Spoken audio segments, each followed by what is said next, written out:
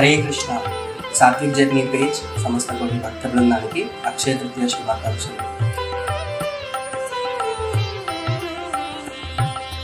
చందన చర్చిత నీల కలేవర పీత వసన వనమాలిన్. చందన చర్చిత నీల కలేవర పీత వసన వనమాలిన్. కేలి చలన్మణి కుండల మండిత మండయుగ స్మిత శాలిన్.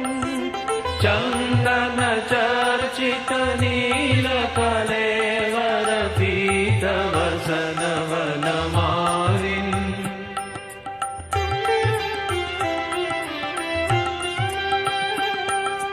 చంద్రక చారు మయూర శిఖండక మండల వలయిత కేశం.